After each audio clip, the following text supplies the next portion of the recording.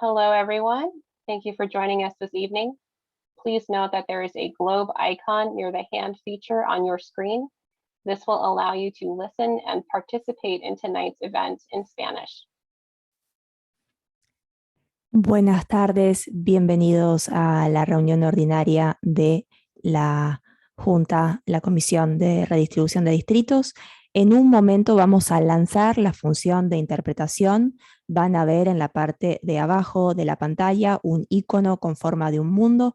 Por favor, seleccionen el español para escuchar esta reunión en español. Muchas gracias. Thank you. Our interpreters this meeting are Gilberto Martín del Campo and Annabella Tidona. We appreciate your time and services for this evening.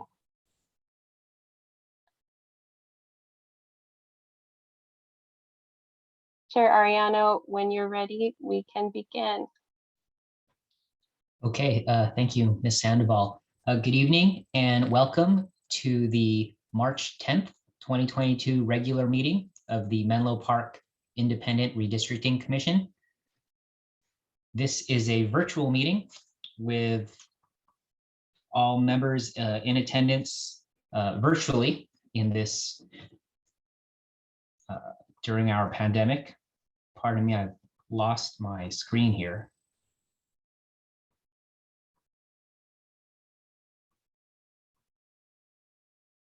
There we go. This is a virtual meeting with IRC members and staff attending virtually to ensure proper social distancing in this federal, state, and local emergency. I would like to introduce the staff and commissioners present from the City of Menlo Park staff. We have City Clerk Judy Herron and Administrative Assistant Sarah Sandoval, as well as Assistant City Attorney Tamar Burke. From the IRC, we have Commissioners Ballas, Earhart, Hill, Sod, Walter, Vice Chair Gilmer, and Commissioner Alternates Kissel and Marquardt. Ms. Sandoval, would you please provide instructions to the Commission and members of the public on how tonight's meeting will proceed? Thank you, Chair Ariano. At this time, we ask that the members of the IRC remain on screen for the duration of the meeting. You will control your own webcams and microphones. Staff will engage webcams and microphones to make presentations and respond to members of the advisory body. For members of the public who are in attendance and wish to provide public comment, after the chair calls for public comment on the item you wish to speak on, please engage the raised hand feature at the bottom of your screen. For those who are calling in from a landline or cell phone, please press *9 to raise your virtual hand. That concludes the instructions, and I return the meeting to the chair. Okay, thank you. That brings us to agenda item C, public comment. Under public comment, the public may address the IRC on any subject not listed on the agenda. Each speaker may address the IRC once under public comment for a limit of 3 minutes. Please clearly state your name and address or the political jurisdiction in which you live. Also note, the IRC cannot act on items not listed on the agenda, and therefore we cannot respond to non-agenda issues brought up under public comment other than to provide general information. Ms. Sandoval, please call for public comment. Thank you, Chair Ariano. At this time, for any member of the public wishing to comment on a subject not listed on the agenda, please engage that raised hand feature at the bottom of your screen. Or if you are calling in from a landline or cell phone, please press *9 now.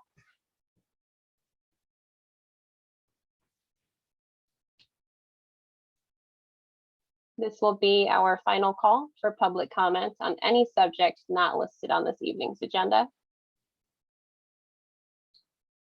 Seeing no hands raised, Chair Ariano, please continue. Okay, thank you. That brings us to agenda item D, consent calendar. Under the consent calendar, the IRC may take action to approve routine business items in one motion unless a commissioner, city staff member, or member of the public requests that an item be discussed or continued to a later date. Ms. Sandoval, do we have any public comment on our consent calendar item?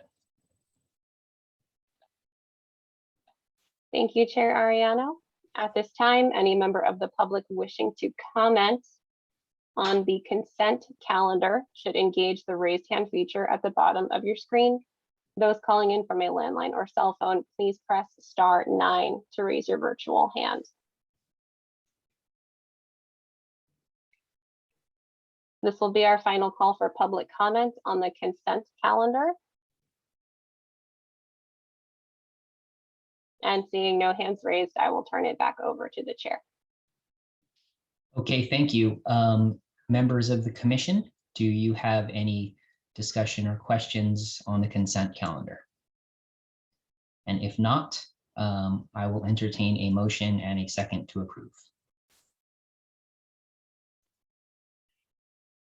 Make a motion to accept the minutes from the March 3rd meeting.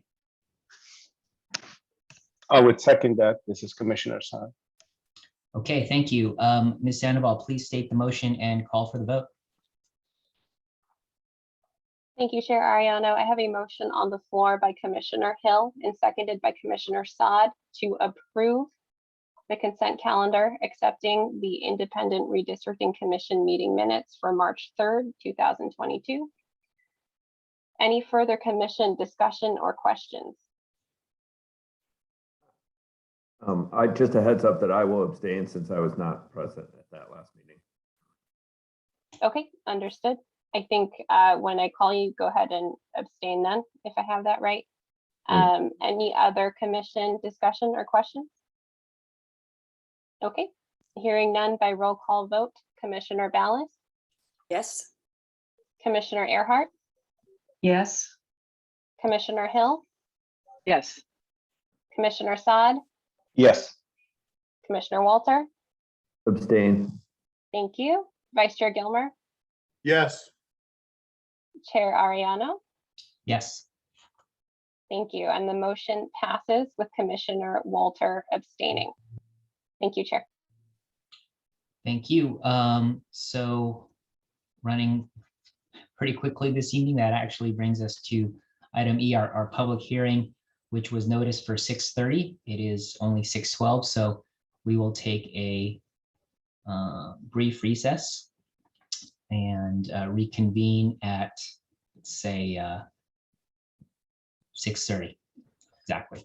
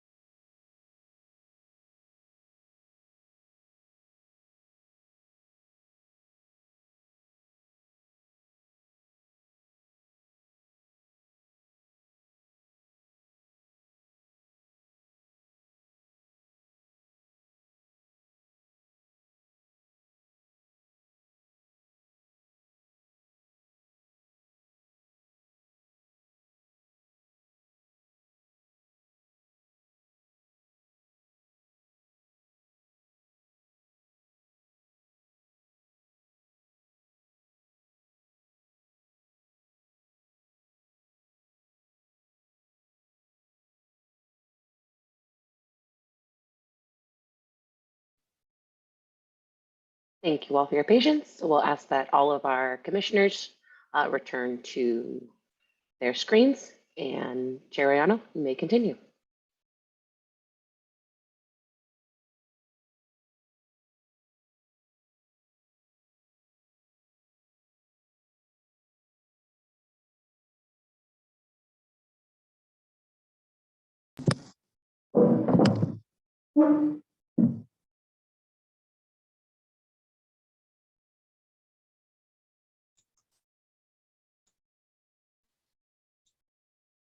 And Chair, you may reconvene the meeting.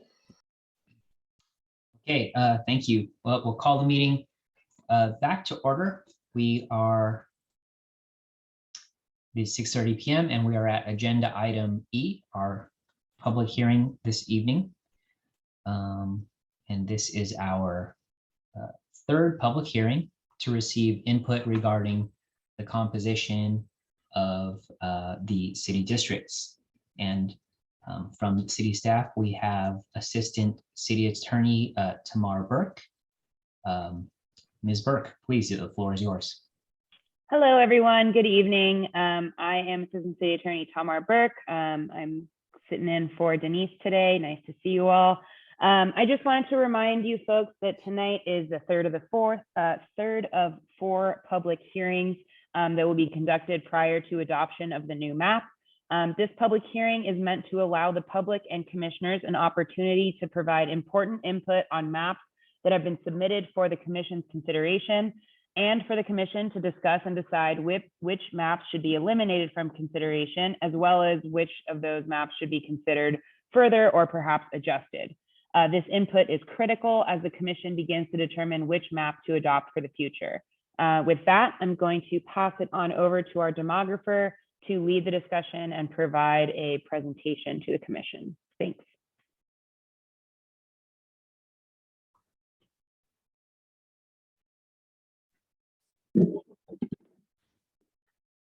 Thank you, Assistant City Attorney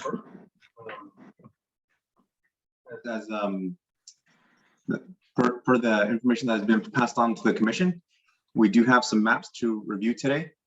We will also be providing an update on Districtor and corrections that have been made to that public-facing mapping tool since the last meeting.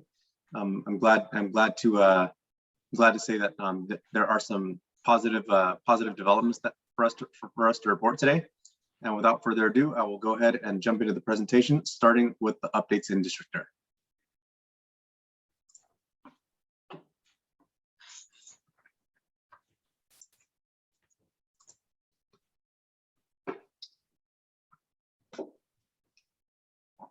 Just jumping into the Districtor tool here really quick. I can see that Districtor has been pretty busy in the last 24 to 26 hours. We've had seven new map submissions during that time, which is great to see, especially since we have the corrections to the census block geography and also to the statistics regarding the population and demographics within the city. So as you can see here, the geography has been corrected to show the census blocks assigned to the city of Menlo Park by the U.S. Census. You know, this is the latest per the 2020 U.S. Census data. Fortunately, we were able to connect with the Districtor team and have them make these updates relatively quickly. So as you can see, the ideal or balanced population has been adjusted from 7,001.4 to 6,766, and that reflects the perfect balance of one district or total population divided by 5 districts, which the new population being 33,830. I did notice that there were a couple of questions regarding this population figure leading up to today's meeting. So I will get to those later on in the presentation, but for now, I'm going to focus on the updates to Districtor. So as you go through and draw maps, I would like to point out we touched on this during the last IRC meeting, but I just wanted to kind of re-emphasize it. The deviation number shown here in the tool, it only shows the deviation for the district with the greatest deviation from ideal. So in other words, we're looking for balance between the lowest and highest of the 5 council districts. So to be on the safe side, we would strongly recommend that anyone from the public or the IRC who would like to submit maps through Districtor do everything they can to keep this this population deviation at or below 5%. The closer to 0, the better. But up to 5, that'll guarantee that your draft district stays within the 10% threshold of ideal balanced population. And also, if us on the GeoNovo team, if we need to either contact someone on the commission or make any adjustments to a map that was submitted, that'll definitely make it easier on our end as well. On the data layers, again, none of this has changed. Just wanted to show you that this tab here is still available on data layers and evaluation. This tab here also reflects the updated demographic information and population in accordance with the updated US Census Block data. And you'll see that as you select different colors on the map, the evaluation tab changes and provides feedback as well. So and this there's a drop down here so that anyone who's drawing a map can select which demographic ethnic groups that they would like to see in the tool. So it's quite interactive in that way. Just kind of wanted to re-emphasize that as a follow-up from the last presentation. And let's see. Yeah, just as a brief review here, we'll just go over these final 2 tools on the toolbar. So you'll notice an eraser icon. Increase the slider to make it bigger. Decrease it to make it precise. Select fewer blocks at any one time.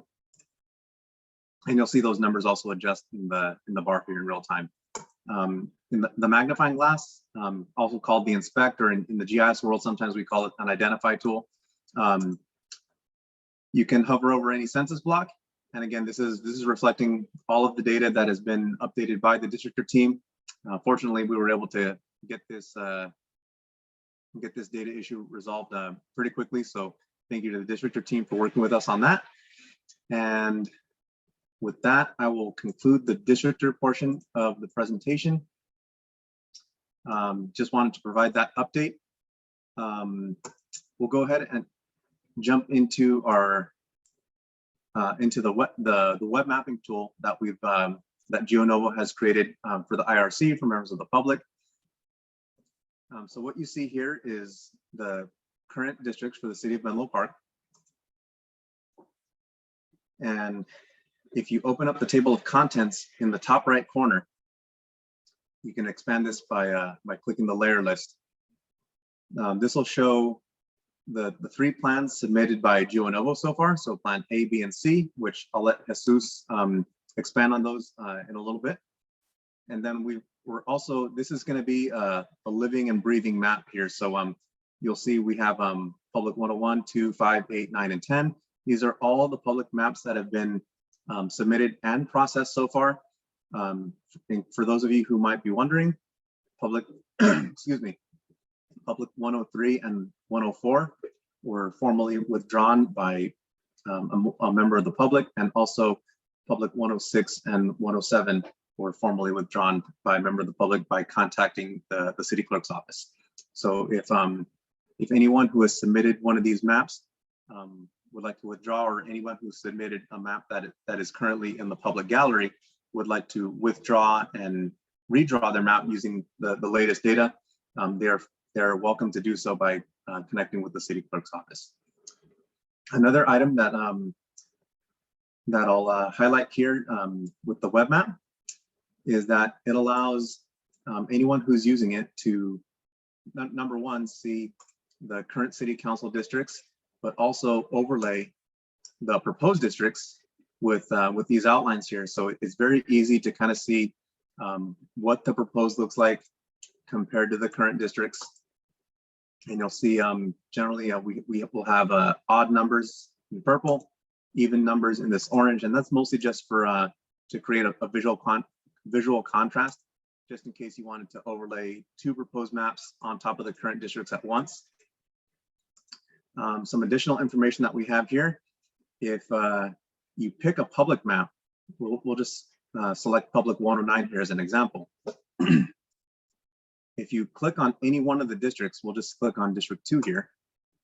It'll show the number, and usually it'll be followed by the draft number. So in this case, 109, and the population for that proposed district. So you can go through and interactively click on any one of these, view the population, and that same functionality is available in all of the other drafts. So sometimes if you click on an area where there's more than one layer, you'll see that show up on the map. So there's the current District 4, which you see it's highlighting the purple area, which is the current District 4. And then we have District 4, Public 102, with the population associated with that draft. Another cool feature of this tool is we have added all of the supplemental layers from Districtor. So the school districts, the water districts, the flood zone areas on the bay side of Menlo Park, the multifamily parcels, which were provided to us by the city's GIS department, and also the neighborhoods, which if you zoom in here, you'll see this neighborhoods layer will ungray out and become selectable. If we turn off the current districts, we can, just kind of highlight, show where those districts are geographically. And again, it'll show, this is all coming from the city's GIS department. So thank you very much to Menlo Park GIS for getting these layers to us, and so that we could put them in the map. The last bit of information, I know that there's a lot of information here, but we wanted to try and make this as transparent and as comprehensive as possible. We have also included some demographic data for the 4 largest ethnic groups within the city. So if you'll go here, we'll just start off with the Latino population. You'll see kind of a pocket here in the northern end of the city, north of the 101. So you'll see the darker shades indicate higher concentrations of a given ethnic group on the map. Lighter shades indicate lower concentrations. And we have the same kind of information applied to African American population, white, and Asian, which again, you'll see African American kind of concentrated up here in the north, in the Belhaven community north of 101. White population, you'll see pretty substantial coverage throughout the city. And then we have the same thing for Asian population. You'll see pockets of concentration followed by lighter shades, which indicate lower concentrations of a particular ethnic group. Again, with this tool, you can interactively click on any block group. Again, these are block groups are a slightly bigger geography than individual census blocks. So as the name would imply, it's a group of census blocks. So you'll see the population associated with a particular block group, the proportion associated with the ethnic group, and then the percentage. So we've tried to make this so that you're not, so that a user is not just looking at a dark shade or a light shade. They can actually see the statistics for each ethnic group. See the, interact with them on the map. Look, pan and zoom throughout the city, and kind of get an idea of where these different population pockets lie, and where those. This could be for communities of interest. It could be for balancing out the population in proposed districts. So we're glad to be able to provide this data, not only for the IRC, but for any members of the public who may be interested. And this tool just went live, I want to say yesterday. It was either Wednesday or late on Tuesday night. So this is a very recent development here. We're glad to be able to launch this and make this available. So I hope this gets a lot of use throughout the process. Let's see, and then the final item on the presentation will be concerning a couple of questions regarding the maps that have been submitted so far through Districtor. So if we go back here to Districtor, we'll go to the public gallery, and from here I'll be providing just a brief overview of what we've done with the maps that have been submitted so far by the public, and I'll let Jesus dive in a little bit deeper into what was done before the Districtor data was updated to maintain to the greatest extent possible the intent of the maps that were submitted early on in the process. So again, we're taking this data as it comes into Districtor. We're checking it pretty regularly every day at most, or at the very least. Sometimes it's every other day, but we're taking that data, processing it, creating the demographic data reports, which show the total population, citizen voting age population, and the population variance, which again, that just means the percentage difference between the highest population district, the lowest population district, against a perfectly balanced district. We're taking that data, processing it against the corrected census blocks, which moving forward, now that Districtor is all up to speed, we're not going to have to do that as much, which will also make it easier for any members of the public or the IRC who submit a map. It'll make the process much more straightforward, much easier to work with the tool, and not find these little minor adjustments to bring a map into compliance, particularly for population variance. And from here, I will go ahead and pass it on to our lead demographer, Jesus Garcia, to shed a little bit more light on the statistical analysis and the process of adjusting the maps that were previously submitted in Districtor. Jesus?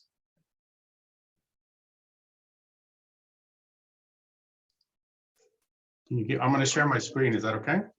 Sure, I'll go ahead and stop my screen share here. Okay, so where's this little guy? Okay, hold on.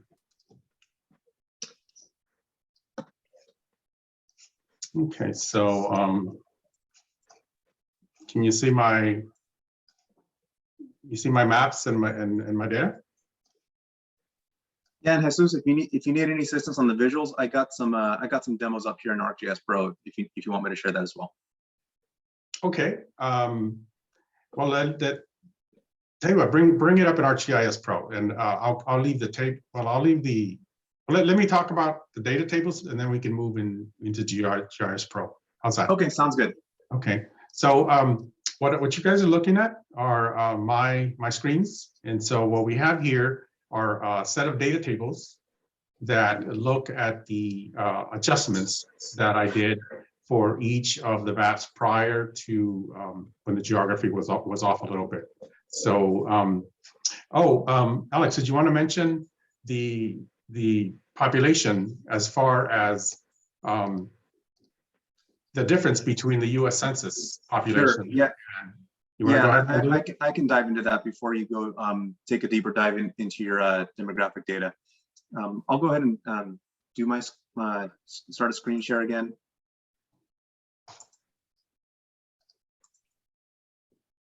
So let's see. So yeah, we had a couple of questions, one from the vice chair and then one from a member of the public, particularly regarding the population. So the population data that we're using, which as you can see from the Districtor tool and also from the tables that Jesus has been using to calculate the demographic data to analyze it, this is all from the California statewide database. It does differ slightly from the number that you see in the census because the state of California reassigns incarcerated persons to their last known address.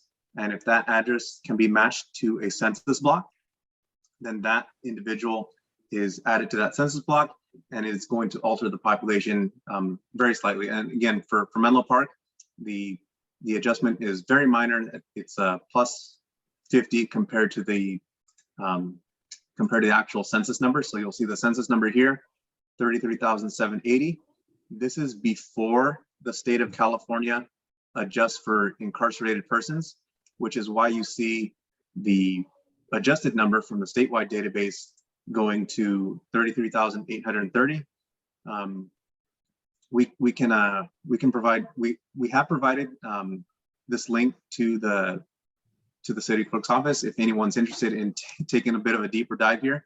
But you can download a CSV file, which basically shows you all the cities within the state of California and the California state adjusted population associated with those cities.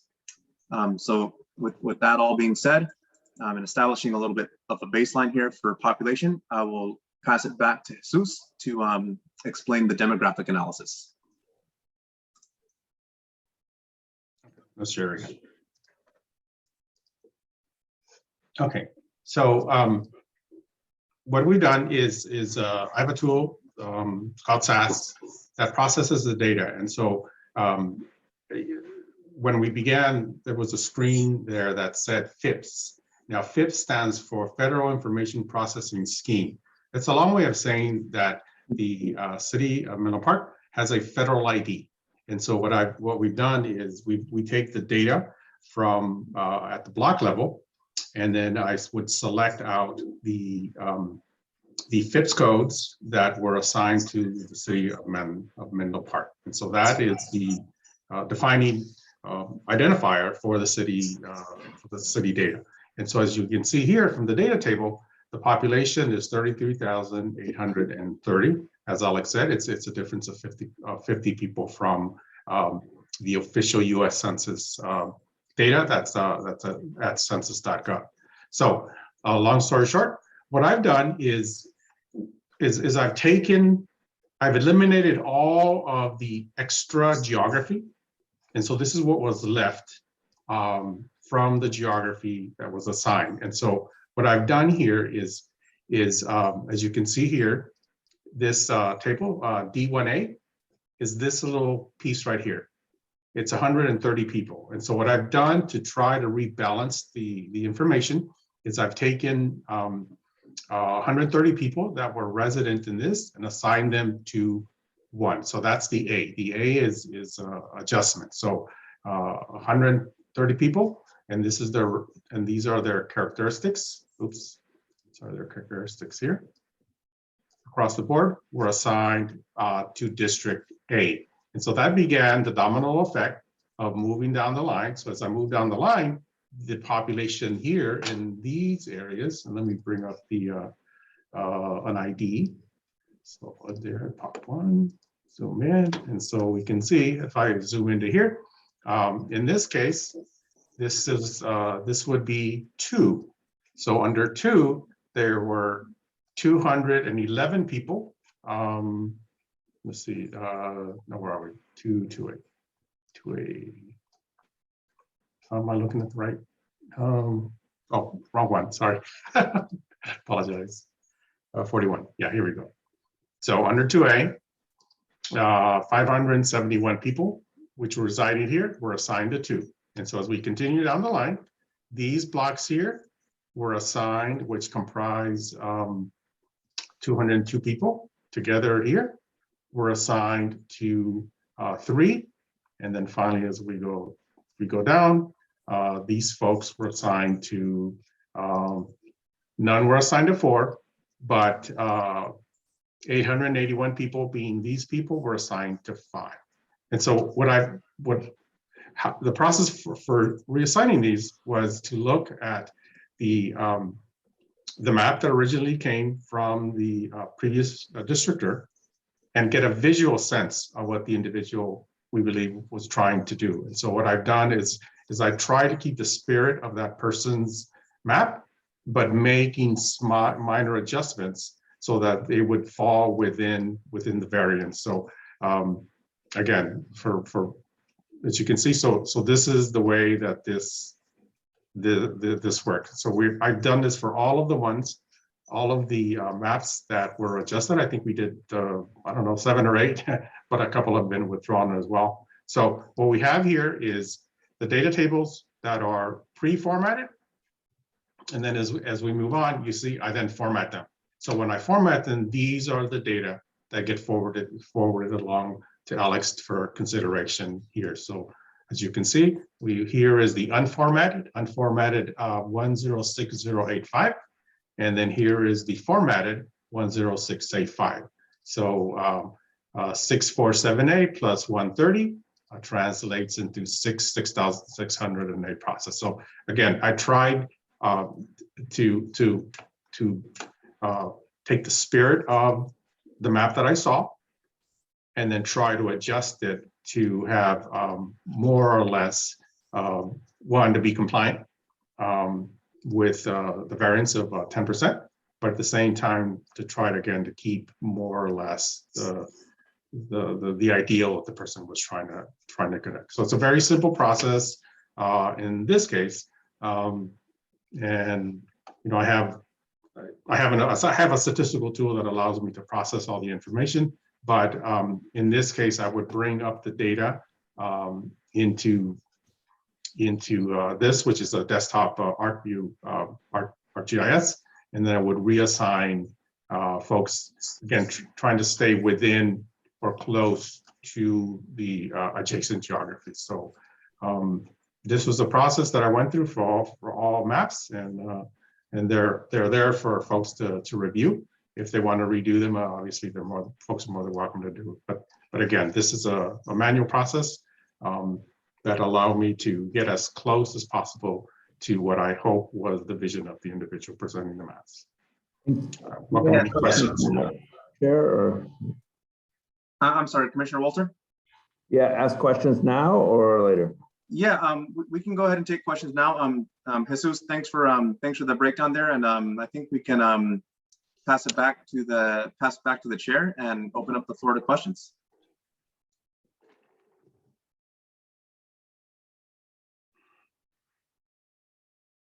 Okay, thank you, Mr. Sands. Yeah, we'll bring it back to the commission for clarifying questions, and then we'll go to the public hearing for comments, and then after the public hearing, the commission will come back for discussion on the draft map. So clarifying questions from the commission. Commissioner Walter, please. Thanks for doing the adjustments. Can I just play it back so I make sure I understand? I guess, first of all, how many maps did we have that needed to be adjusted that like weren't withdrawn but were submitted before the updated data? At this stage, there's 5.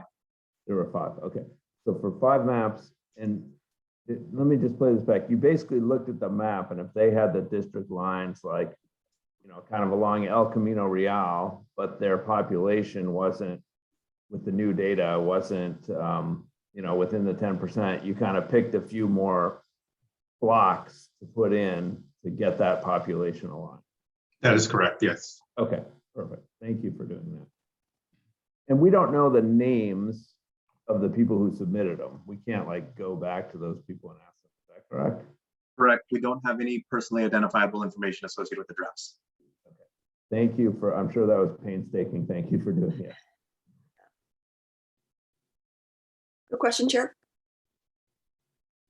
Yes, Commissioner Ballas, go ahead, please.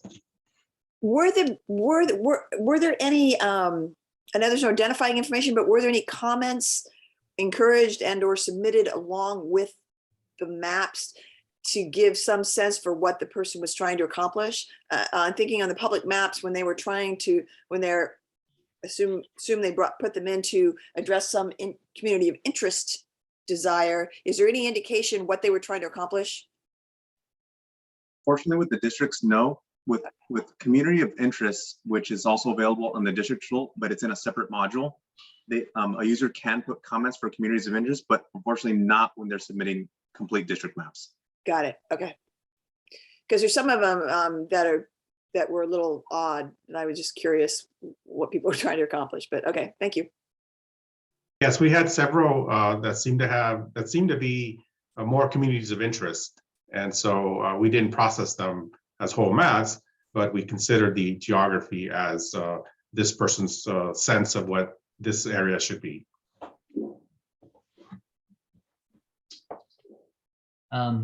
Yes, Commissioner Assad.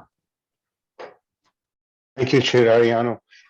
For the Geonovo gentleman, I might ask, I think, Alex, you brought a very good point that hopefully in the next generation, not necessarily for this exercise, but for the future, if there's a possibility of having notes with the complete maps, that would be very helpful. At least we can, sometimes there's a thought process, and if someone can identify that thought process, the spirit of it can be,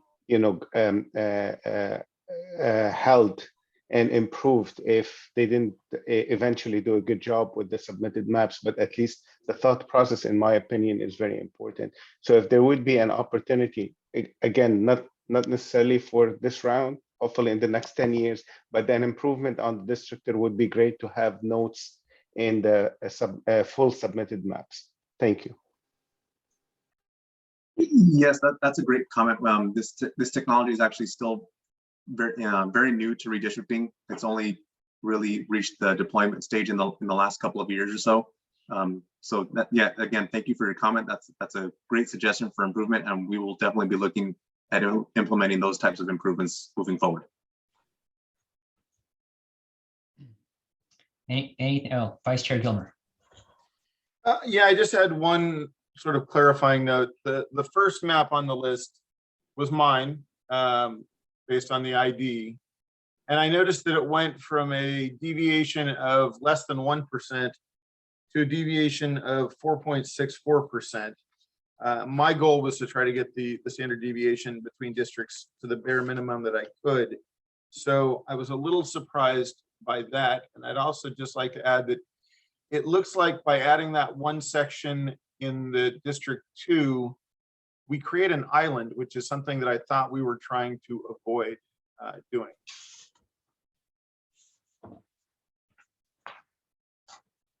So which map are you referring to, Vice Chair? Well, let's hold off on the comments on specific maps until we've heard from the public and we're back at the commission for discussion. Sorry, I'm actually not trying to discuss a specific one. I was using that as an example, but more towards the comment of, I thought we were trying to avoid things like creating islands and trying to, I was a little bit concerned about the deviation increasing fourfold, but the island in the District 2 kind of concerned me a little bit. And that seems like that was the general way of adjusting the maps, because I noticed that at least 4 of the 6 maps have something like that, where District 1 leaps over Highway 101 to take a small section of what used to be District 2. So I just kind of wanted to see how that was explained, why we did that versus something else. I can take that, Alex. Okay. So the deviation that you're talking about, Vice Chairman Gilmore, was under the previous districtor tool. And so we were limited. So I had to eliminate, again, blocks that were not part of the city. Just to reiterate again, what I use was what's called the FIPS code for the city. And so that's the ID, the federal ID for the city of Menlo Park. And so by doing that, it eliminated, I know about 1,000 people more or less. And so with that, the deviation on all of the maps dramatically increased. And so again, trying to keep with the spirit of the maps, went in and tried to minimize it as best as I could.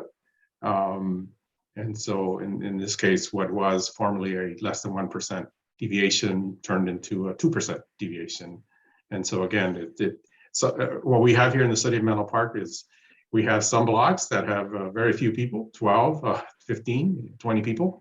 And then we have adjacent blocks that have 200 people, or in some cases, 500 people just at the southern end of the city. So it was quite a challenge to, try to minimize the deviation, while at the same time trying to keep with the spirit of what I thought what looked like the person that was drawing the map. So did the best I could, but in many cases, the deviation went from 10, 15, 20% to 5 or 6, or in your case, 2%.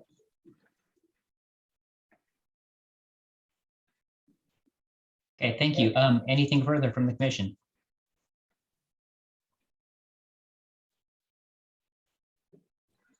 Okay, Actually, I do have one. Actually. yes, go ahead, please. The three maps that are noted in the as Menlo, denoted as Menlo Park Plan A, B, and C. These are maps that Geonovo, you guys came up with as proposals. And at some point, will you describe what you were trying to accomplish with each of them? Yes, Commissioner Ballas, as an industry standard, we do provide three maps to, just kind of get the discussion going. But in this case, City of Menlo Park, we've had quite a robust public response. So we do have the three maps, and Jesus can provide some more details as to the thinking and logic behind plans A, B, and C.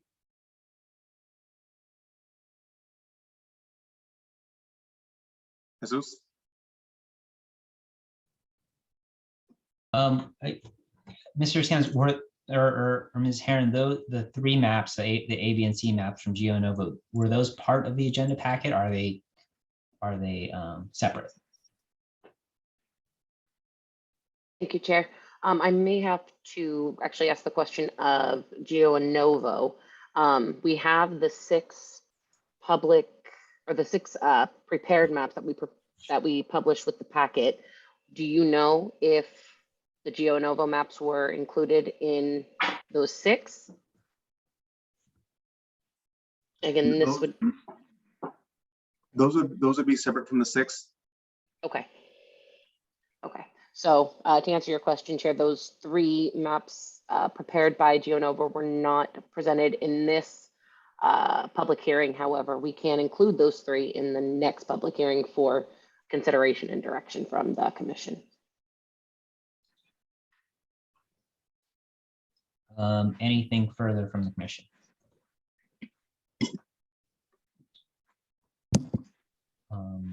Okay, and then I do have one brief remark before we open the hearing to public comment. On the afternoon of March 4th, I received communications from one member of our resident of our city, Katie Baruzzi, who did very astutely point out the error in the population number. Once the districtor tool had been revised to eliminate the census blocks that were outside of our city limits, unfortunately, the population numbers weren't also updated, and she caught that mistake. And I appreciate that insight, and also the additional work by staff in Geonova to recalculate all of the numbers with what we now understand to be the correct population. And also, I appreciate the explanation between the census population and the adjusted population for incarcerated individuals based on their last known address. So thank you for that. And with that, let's open the public hearing. Ms. Sandoval, do we have any public comments on this item? Thank you, Chair Ariano. At this time, any member of the public wishing to comment on item E1, third public hearing to receive input regarding the composition of the city's districts, should engage that raised hand feature at the bottom of your screen. Or if you are on a landline or cell phone, please press *9. We have one hand up already. And we have another hand. I think we had Fran Den first. Yeah. Yes, Ms. Dean, go ahead, please.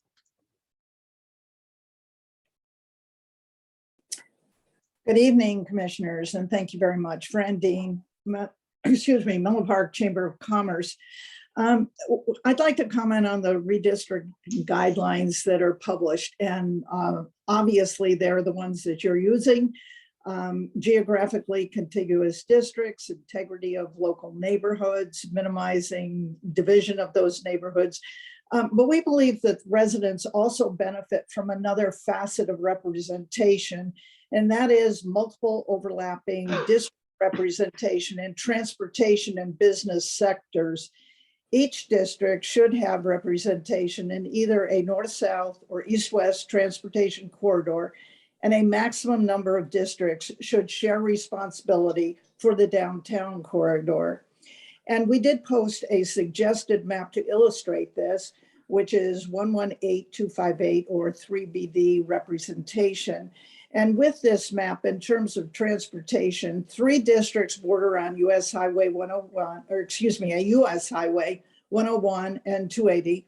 3 districts share a state highway, that is El Camino Real, and a central transit hub. And all 5 districts bound 1 or more transportation corridors. In terms of business representation with the suggested map, 4 districts have at least 1 branded hotel generating transit occupancy tax, TOT, and the downtown El Camino Real specific plan is represented by 3 districts, El Camino North, El Camino South segments, and the downtown. This geography is the top, represents the top 20 sales tax producers in Menlo Park. Shared representation of business sectors is important. In a city of modest size such as Menlo Park, districting need not diminish the opportunity for a district-specific economic voice on the council dais where decisions are made. The heart of Menlo Park's business district needs maximum district representation in every election cycle for a balanced outcome. Thanks very much for your consideration and the work that you're doing. We really appreciate it. Okay, thank you, Ms. Dean. Next comment, Lynn Bramlett. Ms. Bramlett, please go ahead.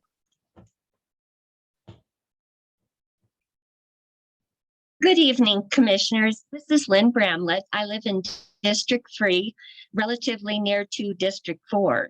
First, I appreciate your service, and this is certainly complicated work. I listened to your last meeting and certainly spent time, at the website. I don't know that I saw the most current maps, although I was there this morning. I have 3 main comments here tonight. The first is, I think the public engagement really needs to increase. And I heard talk about a banner on Santa Cruz Avenue. I'm currently in Colorado and I've been out of town for almost 2 months. But I think most people are completely unaware of the idea that their current district boundary may become drastically changed. And so I think it's time to get people involved, really ratchet up the notice to people so they can kind of weigh in, because they will weigh in later if there are some drastic changes and their opinion hasn't been sought. So please step it up. Most people have gotten used to their council members. Most of them were in the first term, I think all except for Councilmember Mueller. And so they can logically maybe run again. And they're reaching out to the communities. So people have started to feel a sense of community with the current district. So my second point is, I think it's best to minimize disruption as much as possible when making these changes. I think we all recognize change will happen, but can you keep the boundaries as close as possible to what they were? And when I look at some of these maps, we're talking about some pretty extreme changes. For example, map 110, that's a big drastic change. My other main point, and I do agree with the comment about note the maps would help, or even when you do have that public engagement, pros and cons of each, I think that would be helpful to the public. I was surprised not to see a data layer of liquefaction zone included along with flooding. Most of District 1, if not all, sits on a liquefaction zone. So when that Hayward Fault erupts and is predicted to erupt, it erupts like on clockwork every 150, 160 years. The last one was in 1868. That whole area is in the liquefaction zone, and part of current District 2 is as well. So that's a serious hazard listed on the Cal OES My Hazard site. And I think that ought to be included. If we're going to add floods, please add that. Ken, thank you so much for this complicated work. I hope to join you more often at your meetings, and stay active in this process. Thank you. Okay, thank you, Ms. Bramlett. Next member of the public, Pam Jones. Ms. Jones, please go ahead. Good evening, commissioners, and thank you for your service. This is Pam Jones. I'm in District 1. I'm a long time resident of Menlo Park, and it's also everything east of 101. I have basically transparency, process type questions, and part of it's because the update that we needed, we didn't get to until today, and I'm kind of slow when it comes to studying things. But I want to know how you're going to be handling the pros and cons for maps. You all will give your opinion, and there needs to be an opportunity for the residents to have an understanding of why certain maps are better than another map. And then the resident be able to share what their opinion is and why. I also would like to know how we're handling transparency. For example, I'm not doing it yet, but I'll be lobbying my Commissioner Earhart, to have a specific opinion. And I actually could go around to each and every one of you in order to get a map the way that I would like to see it. That to me is problematic. And I'm just wondering if there's a way you're handling conversations, just like the chair did now. He said who talked to him and what it was about. I also think it's important for transparency to know if any and who they are. Council members are having discussion with commissioners, because that's another factor that can be weighed into how a commissioner came to their decision. I would like to say, though, and this is changing the subject a little bit here, the divots that are from, that's what I call them, that are a piece of District 1 that are in District 2, they actually would change the demographics in District 1 that may be challenging in order to maintain a majority composition. And yes, as someone said, you can't really cross a freeway, in a situation like that. That's all I have to say for now. And again, thank you so much for the work that you're doing.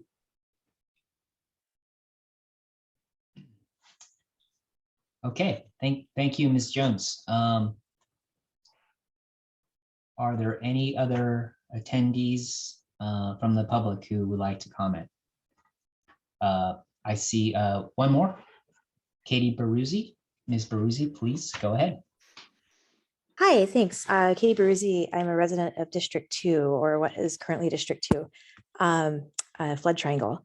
And I guess I share the concerns that Ms. Bramlett mentioned, because I'm juxtaposing those against the recommendation that that our Chamber of Commerce made, which is kind of a dramatic change. And to me, it seems as though the districts are currently working pretty well.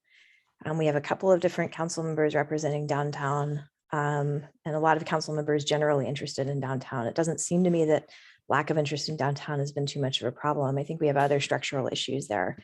But I would also say that as a commissioner, if I were in your shoes, I would be very concerned about the lack of broad public interest and or input in the process, and the lack of actually much press attention. Given those circumstances, it's not like the city hasn't been trying, I would be leery of making a dramatic change.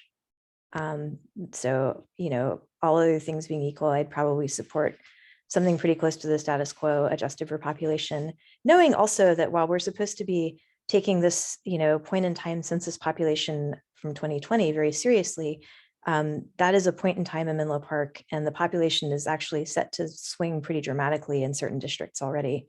So, I mean, I would rather see neighborhoods kept together and the public feel bought into the process than fixate really hard on getting one more nth of a percent, even with everything else. So thanks, that's what I have. Okay, thank you, Ms. Baruzzi. Any other public comment this evening?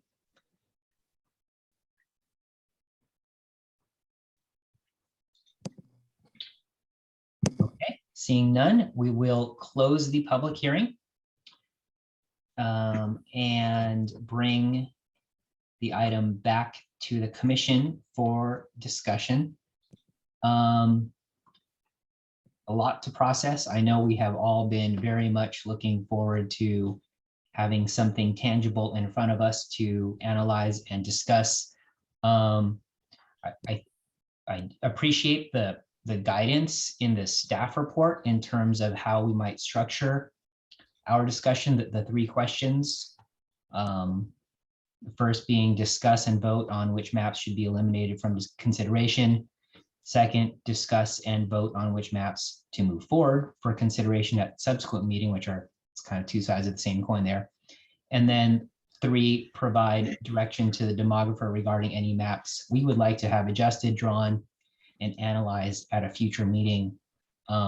Before we get to that and the meat of our discussion, I would like to just see if any members of the commission or alternates have any general comments they'd like to share. And then just one other note on the way I'd like the discussion to go tonight. I am going to go with a rule of nobody speaks twice until everyone has had a chance to speak once. And so with that in mind, does any member of the commission or any of our alternates have sort of a general comment they would like to make on the maps we're looking at tonight? We'll start with Commissioner Ballas. So thank you, Chair. This is not so much a question on the maps, but a comment on the public comment that we just heard, a public input. One of the specific questions was around transparency. And I wonder if that's something we should address in this meeting in terms of a response. It was posed as just I would like to see this, but I don't know how that loop gets closed. And I think we're trying to do everything we can to be very transparent, but that's the kind of question that I think will go a long way to making the public feel comfortable. And given that we have had a relatively limited public involvement so far, maybe it'll pop up now that we actually have some maps to talk about. But I think, is there a way to close that loop, or I don't know how to do that, but put that to the council and to the chair. Okay.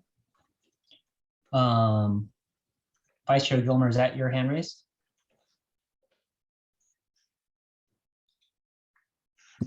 Oh, sorry, that must have been by accident. My apologies. Okay. I think this is probably a good opportunity to put it to the commission if anyone has been in contact with either their council member or members of the public on our work. I have received fairly limited comment, and I do make a point to bring it up. Or fairly limited communications, directed towards me individually, and I do make a point to bring those up when we have our meetings.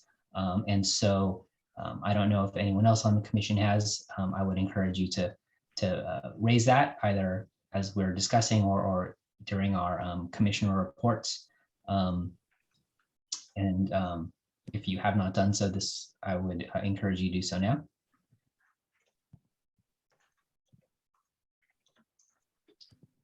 Commissioner Earhart. Yes, I did have a brief email exchange today with Pam Jones, just giving direction to some of the maps and the interactive maps that are now available.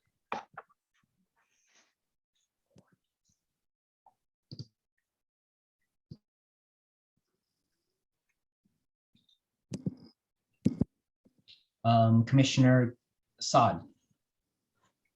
Thank you, Chair Ariano. First of all, I would like to tell you I'm so elated to see that there's public comments, and I have to also be on the record to notice that they came from 4 women, which is great. It shows that the involvement of the public and also all those precious comments that came, although some of them were a little bit in contrast of each other, but that was perfect. I would like to ask the commission members, in case they receive an interaction with the public or any request, if they can share it, especially if it's in a sort of an email, if they can share it with the rest of the committee, so we are aware of what the public is asking for. My last comment is, I heard Ms. Pam Jones, and I always appreciate her opinion and her interactions with the commission, is I don't think, at least from my perspective, I don't think of myself as a representative of my district. I think of myself as a representative of the whole Menlo part. And that's why I encourage the public to be in touch with all of us. And if they can, if they want to lobby one, lobby us all, and then explain your thought process and what you think it needs to be done. Eventually, you'll get more traction with the whole committee. So, and just to summarize, if we can have, like Commissioner Earhart just mentioned that she has an interaction with Ms. Pam Jones. You mentioned, Chair Ariano, that you had also a request. So if this can be shared through email with the rest of the commission, with the rest of the commission members, so we can at least be able to read it and mull it over before the meeting, and then be able to be responsive and consider those views. Thank you so much. Thank you, Commissioner Assad. I would be remiss if I did not ask our Assistant City Attorney to just please provide some general guidance on email communications that we may receive. And then for those members of the public who are interested in engaging with members of the commission, perhaps in a way that isn't in the context of public comment, how they might do so and how we might do so in a way that does not run afoul of the Brown Act. Thank you very much, Chair Ayana. That was something that I wanted to chime in on once the comments ended. I love the idea of the public contacting you folks by email, and I think it's totally proper for you to have communications with the public via email. However, email is one of the areas where folks can very easily run awry of the Brown Act. So just as a quick reminder, you may, forward emails to the rest of the commission, but it would be, we highly discourage like reply alls. If someone were to say, hey, I got this email, and to forward it along, that's fine. You're just sharing public comment. But if someone else were to respond to that email and say, wow, this is a great idea, then we've got a Brown Act violation there. So I think that's a fine idea, but I would just advise caution in doing so, because it does kind of open the door to some potential Brown Act violations. Another way to do it would be to be sort of what you folks were doing earlier, which was to just at the beginning of the meeting say, I had this email correspondence with so-and-so. This is generally what we spoke about, and kind of just do that during an open meeting so that we're not running afoul of any of the Brown Act Brown Act rules. Was there, I think that was what you were asking. Was that, did you want anything more there? That is exactly what I was asking. Cool. Great. In other words, literally FYI only. That's exactly right. No additional commentary if you receive communications that you would like to pass on. Commissioner or Vice Chair Gilmer. Chair Ariana, this is City Clerk Karen. If I can just also give the option that if the commission feels that they want to share something with the entire commission, they can forward it to either myself, Sarah, or both of us, and we can send a BCC email to the entire commission if they didn't want to wait again until we were at the public forum. But again, when it comes to discussing that email amongst each other, you do want to be careful. Thank you. I did forget that. So yes, that's probably even better. Vice Chair Gilmer. Just in the mindset of full disclosure, I did have a discussion with Drew Combs, the commissioner for District 2. We ran into each other at the opening Little League game. And while we discussed things general to District 2, the only time that the redistricting came up was on the limitations we have of serving on other committees. So we had that conversation briefly, nothing specific about maps or anything else. Okay, thank you. Commissioner Walter. Yeah, thank you.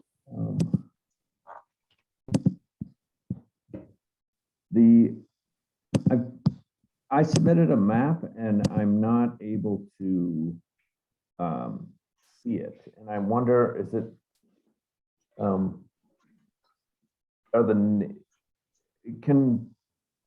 if a public person or a commissioner submitted a map, should it be showing up as one of the numbers, 108, 109, 110? And what do we do? Don't see it. Commissioner Walter, I think I could take that. So we've published the 5 that you see so far, or the 6 that you see so far. If it's not one of those numbers, that processing is still in progress. Got it. Thank you. But yes, we are capturing all of the public map submissions. Thank you. Okay. So let's move to our substantive discussion on the maps that we do have before us. The agenda packet. Yes, Mr. Sands. Yes, Chair Ariano. I would just like to offer, if it would help to facilitate the discussion regarding the maps by the commission, I could share my screen and put on the web map so that we can overlay and compare and contrast the maps over that web map, if needed. Yes, actually, that would be helpful. What I would suggest, and then as different commissioners have comments, they please feel free to ask Mr. Sands to adjust his screen share. But if you could show sort of as the default the current districts, and then as we walk through the different maps that we are evaluating, overlay that map. And then I apologize in advance when I ask for a reminder as to which map we're looking at when. So we'll take the first 2 questions because I think that's sort of the same question asked a different way. Any maps that members of the commission would either like to propose that we eliminate from consideration or move forward with consideration at a future meeting? I think we have the nice luxury of having maps that at least mathematically are adequate under the criteria set forth in the elections code and for voting rights act purposes. So if there are any maps that commissioners would just move to eliminate from consideration, and why, please let's start with that and hopefully kind of narrow our focus for the rest of the evening.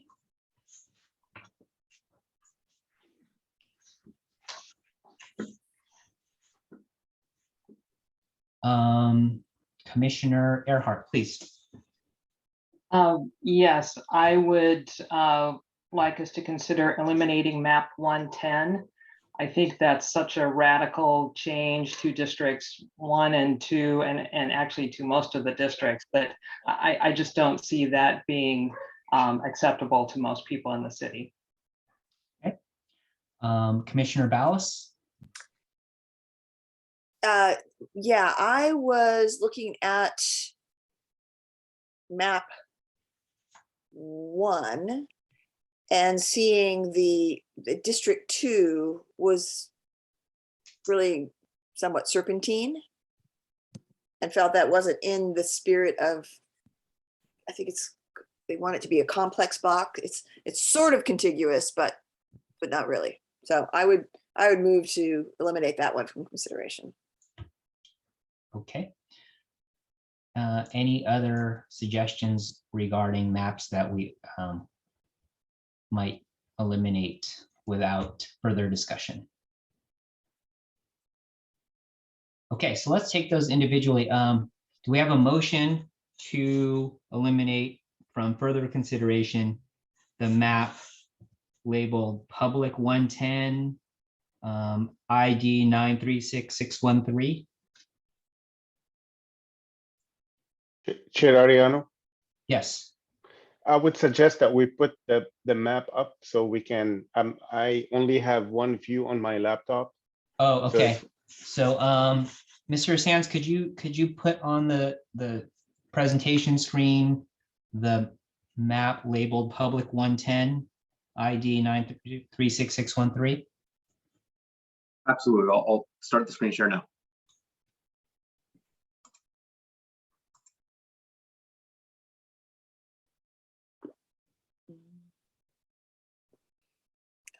Can everybody see the screen okay?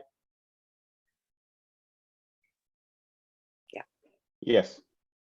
Perfect.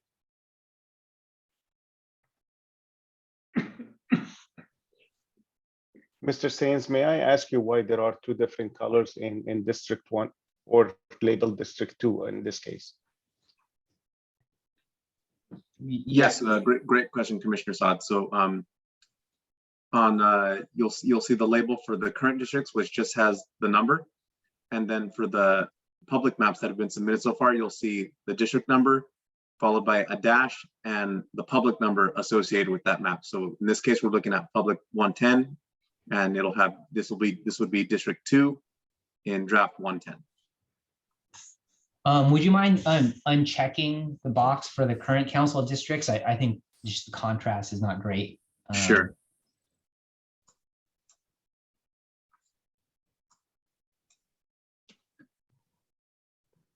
It's too bad it has orange and the road, some of the roads are in orange. Okay. This is not rendering very well for me either. So I'm sorry to interrupt, but the maps we had in our packet seem to be a little bit I better agree. to look at. Maybe we can display that. Yeah, if we're just looking at the agenda packet, it would be the map on page 13, final page of the agenda is map 110. And is there a motion to eliminate this map from further discussion? I would like to make the motion to eliminate this map from further discussion.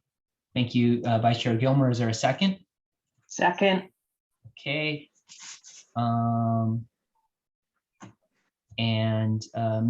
Ms. Sandoval, please state the motion and call for a vote. Thank you, Chair Ariano. I'm very happy to do that.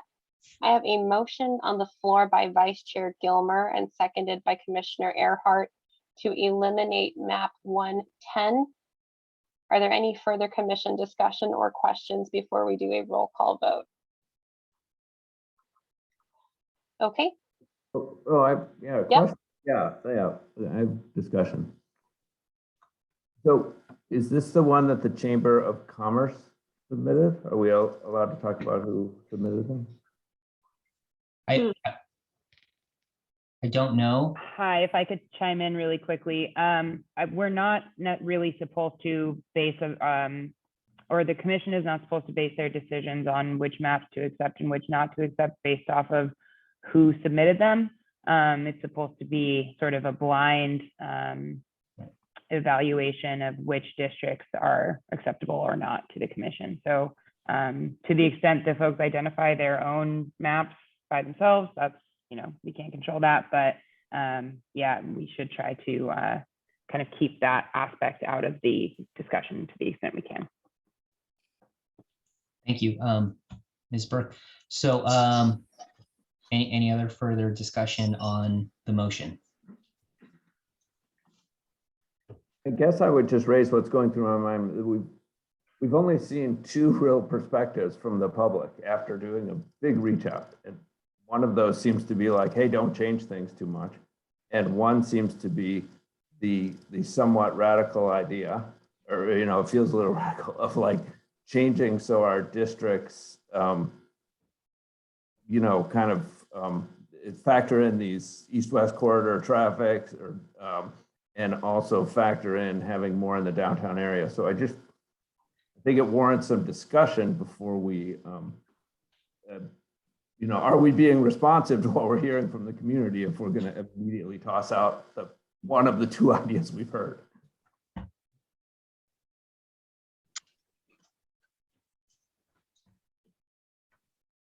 Because we can toss it out later. Sure. Commissioner Assad.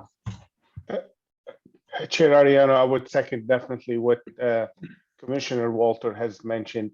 Any summarily decision, we reach decision, I don't think it's in the benefit of the public in general. And then I would think at least we would have the time to consider the comments that were brought during this session, and then give us time as commissioners to evaluate those comments with respect to the submitted plans. If a quick decision to eliminate before having a chance to review the comments and as implemented to the submitted maps, I think it's a rushed decision.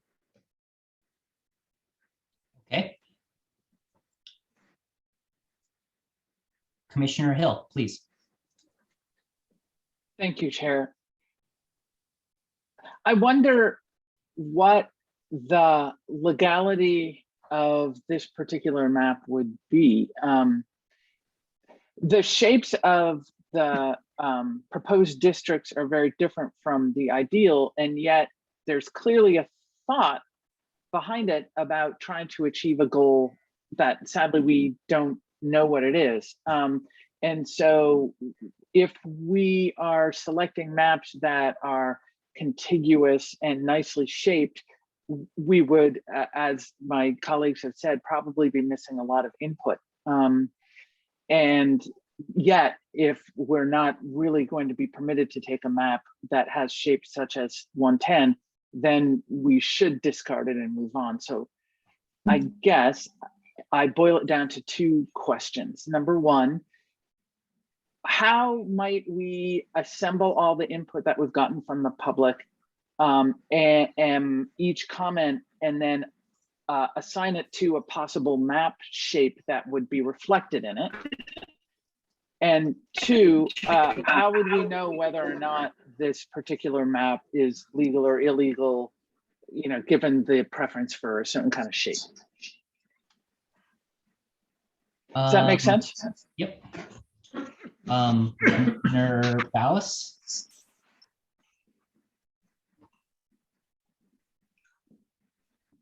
Following on Commissioner Hill's comment, I think we're asking a lot for the public to create a map that is both legal and actually achieves their desired goals.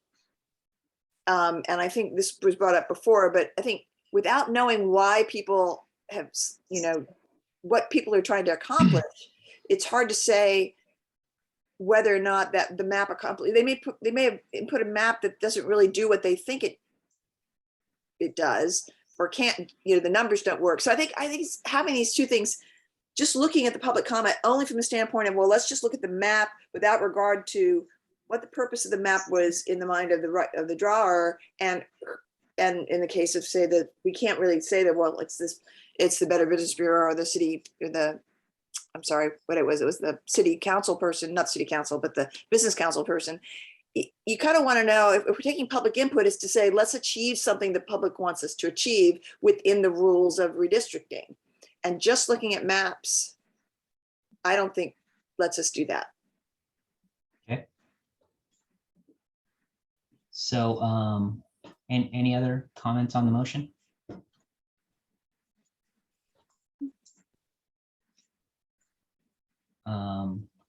Commissioner Assad, you have already spoken, so let me make my comment and then we can go back to you.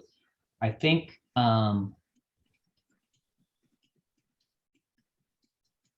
sort of generally, we will ultimately have to settle on a map, right?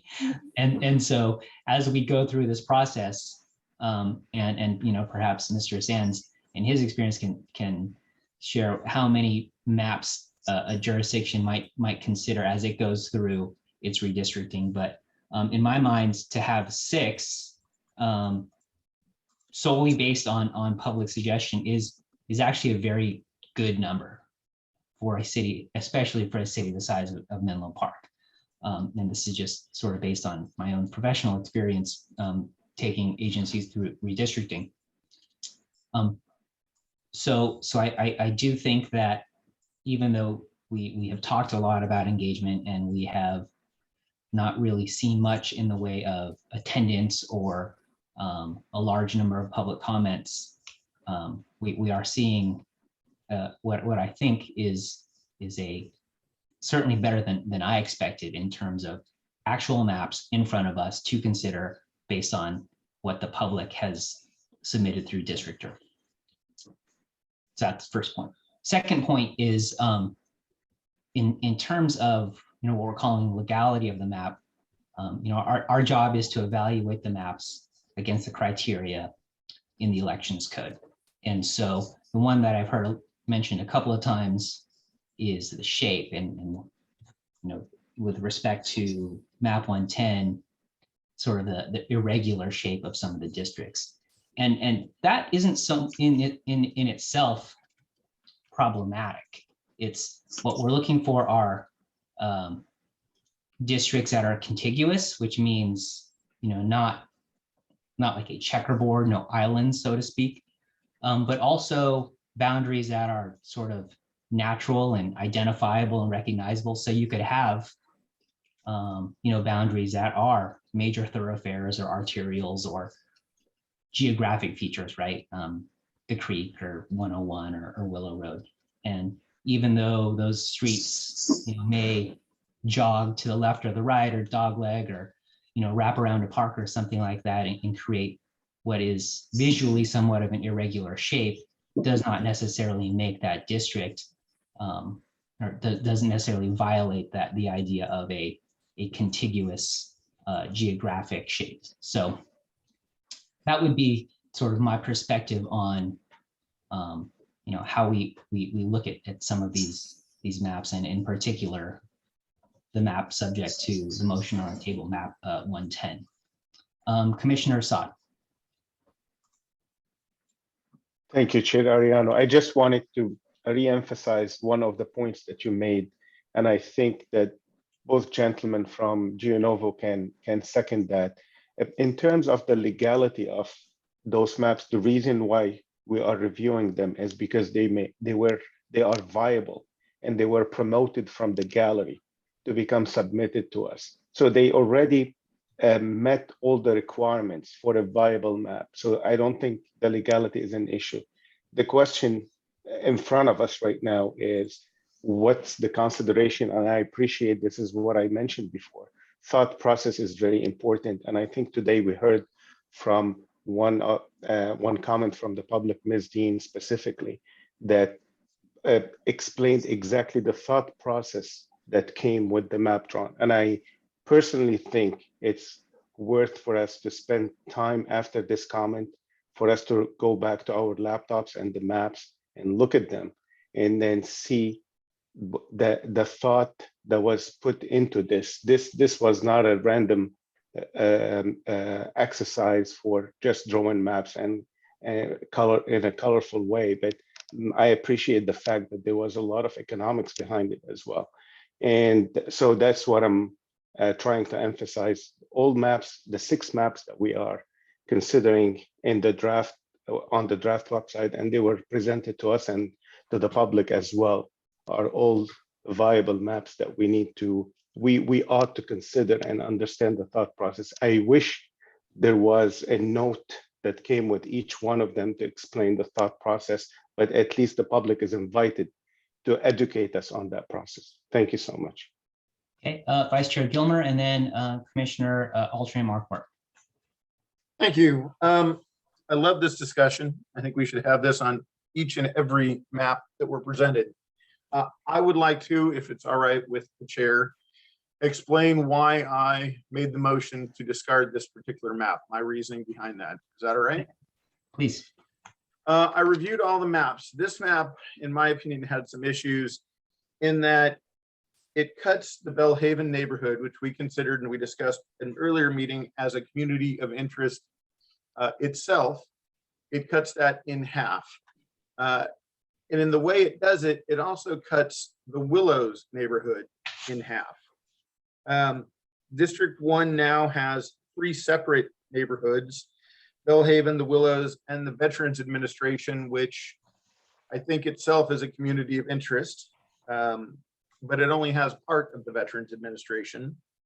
It also looks like District 2 is crossing El Camino, which is a pretty significant physical barrier, and other maps may do the same. That's fine, but it goes across both Middlefield and El Camino. It looks like it's stretched out longer than it has been in the past. So those were my main concerns with this map, was how it may be a legitimately map, but it also seems to break up a lot of communities of interest and neighborhoods in an unnecessary, at least in my opinion, way. Thank you. Thank you. Commissioner Alternate Marquardt. Thank you. Vice Chair Gilmer pretty much said what I was going to say. I was going to have a zoom into the Bellhaven Henderson area and realized just how much we were splitting up, especially our Latino community, and that made me uncomfortable. Okay. Vice Chair Gilmer, is your hand still up or is it up again? Okay, so Ms. Sandoval, I think that is it for the discussion on the motion. Commissioner Walter. I just wanted to point out, it's interesting in what we heard from the public is they would like their, I guess, community of interest, the downtown, to have multiple representatives. And then we also have this idea that we want to keep some communities of interest all together. And so it's I guess there's not a clear value measure of whether a community should be kept together or should have multiple districts as part of that. And that is why there are 7 of us. Yeah. So let's have a vote on the motion and keep the discussion going forward. So Ms. Sandoval. Okay. Thank you, Chair Ariano. The motion on the floor is from Vice Chair Gilmer and seconded by Commissioner Earhart to eliminate map 110 from further consideration. By roll call vote, Commissioner Ballas. I think the answer is yes. I agree to remove it from consideration. Thank you. Commissioner Earhart. Yes. Thank you. Commissioner Hill. Yes. Commissioner Saad. No. Commissioner Walter. No. Commissioner Gilmer. Vice Chair Gilmer. Yes. Excuse me. No worries. Yes. And Chair Ariana. Yes. Okay. The motion passes with Commissioners Walter and Saad dissenting. Thank you. Okay, thank you. Can I point something out? Sure. A data, I'm looking at the shared screen, the city clerk's screen of map 110. And it looks different than the one in the GeoNovo's redistricting interactive map. Never mind, that's my never mind, that's my misreading. I withdraw my comment. Thank you. Okay, thank you. So continuing the discussion, any additional maps of the 5 remaining in our packet that that any commissioner would like to remove from further consideration?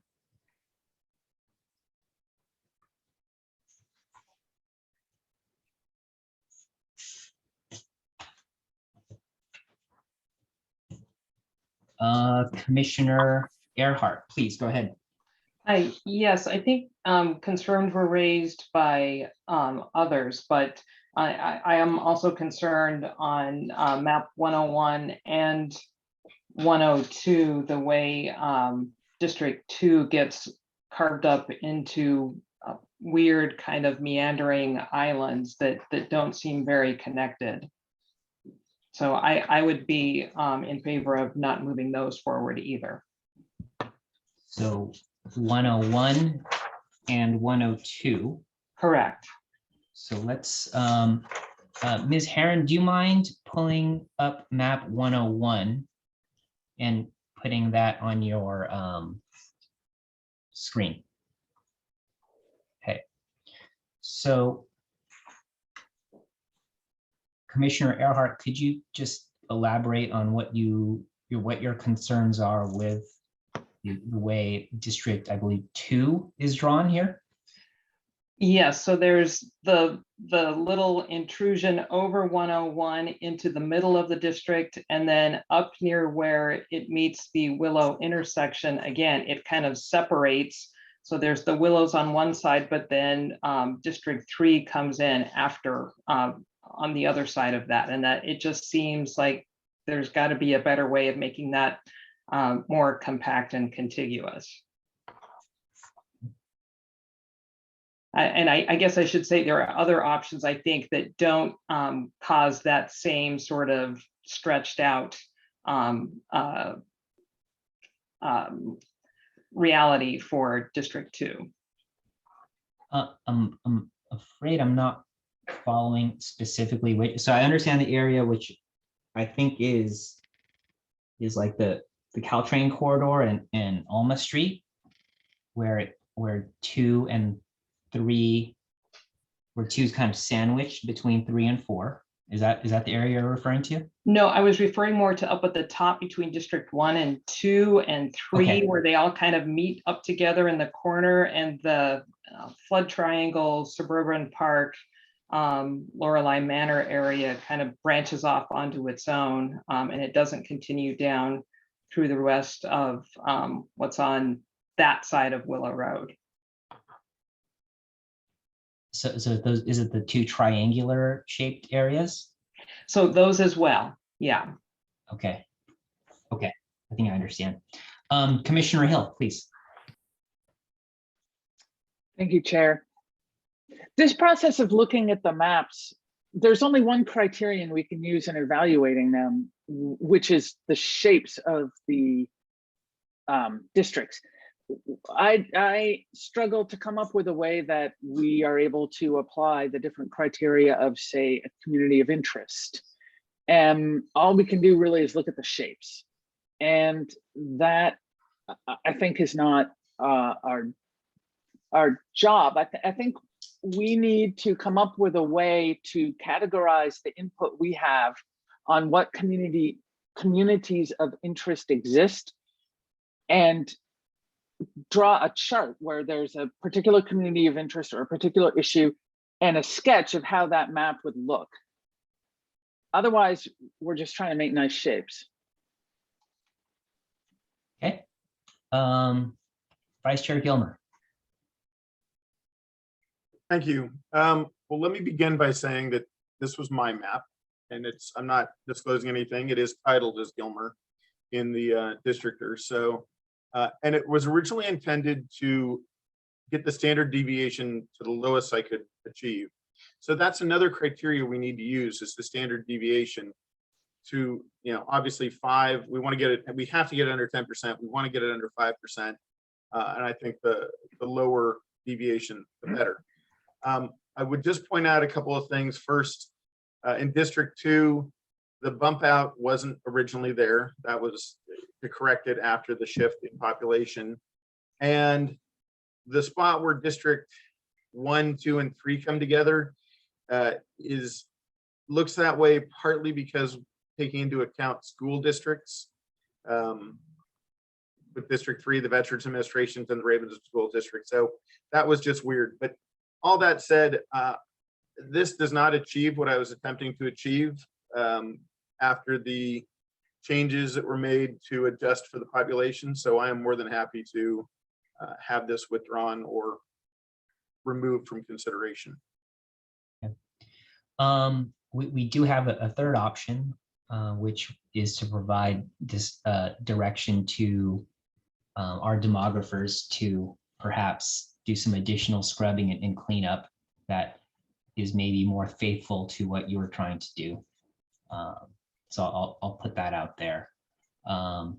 Any other commissioners with comments?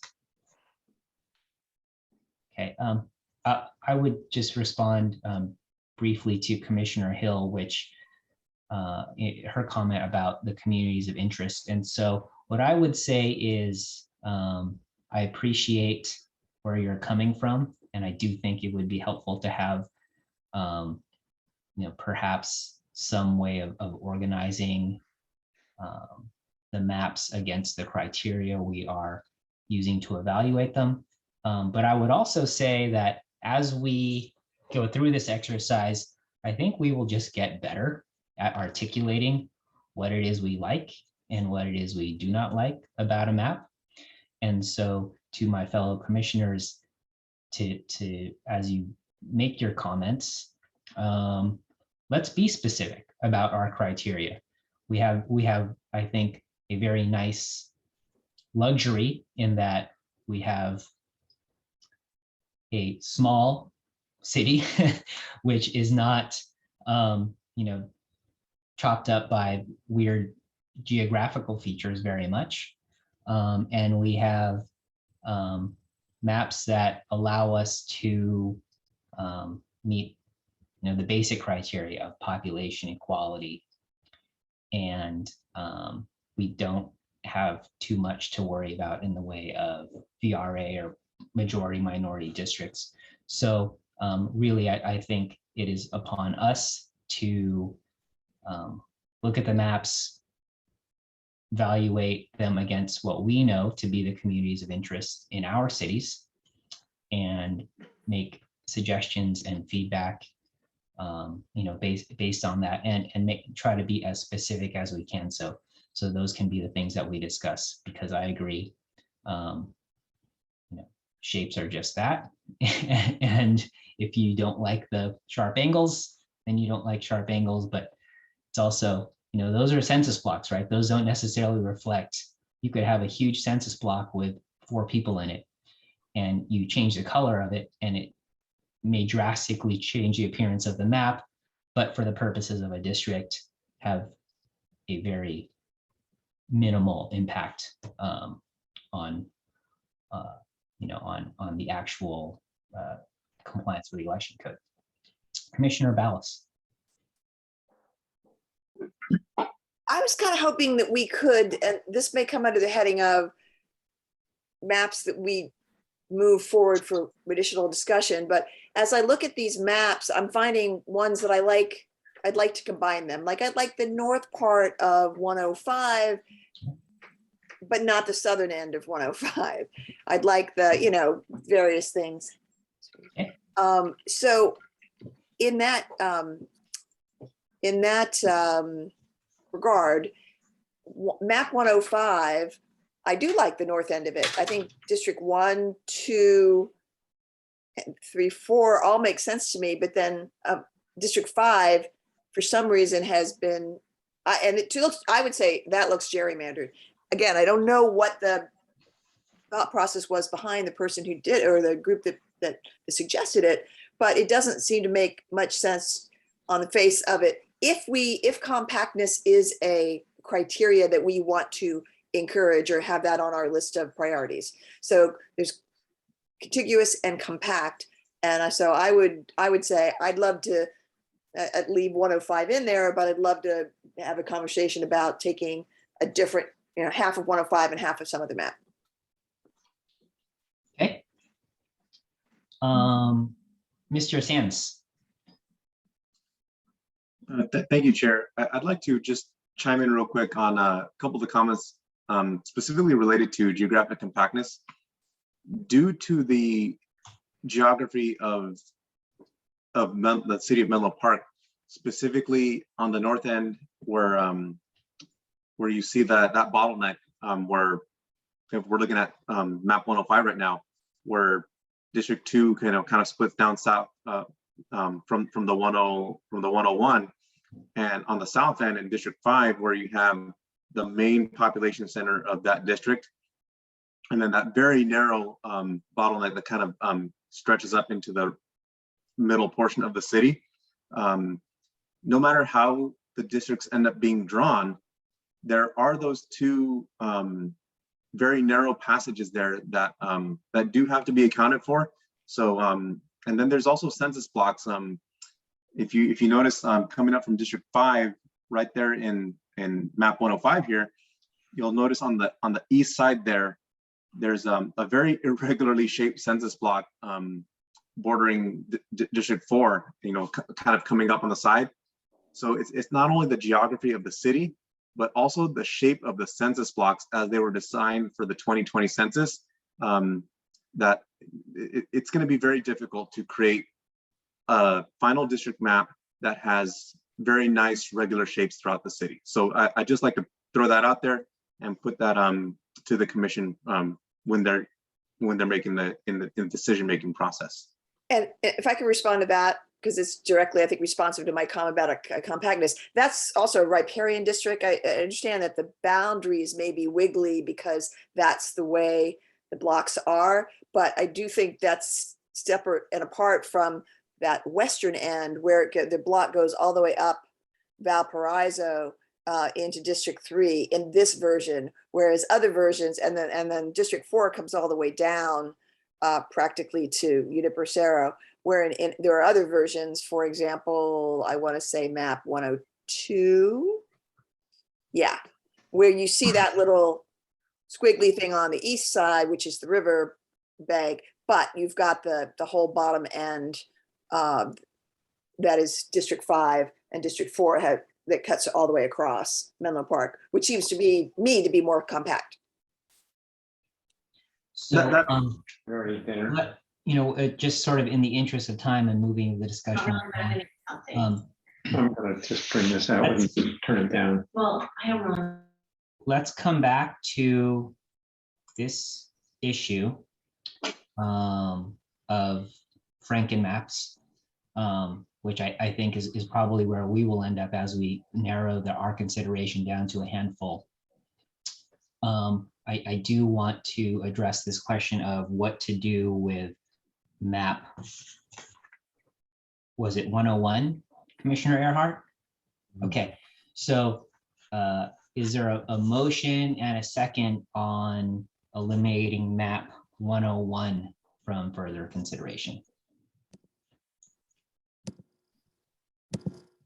I will make the motion to eliminate map 101 from further consideration. Yeah. Is that a second, Commissioner Walter? Yeah. Okay. So we have a motion and a second. Ms. Sandoval, please state the motion and call for the vote. Okay, Chair Ariano, we have a motion on the floor by Vice Chair Gilmer and seconded by Commissioner Walter to eliminate map 101 from further consideration. Is there any further discussion from the commission or any further questions? Commissioner Hill. Thank you, Chair. I'm not sure. I understand that we do need to narrow down the maps, and I'm just not sure how it is that we are deciding beyond, once again, the shape of this.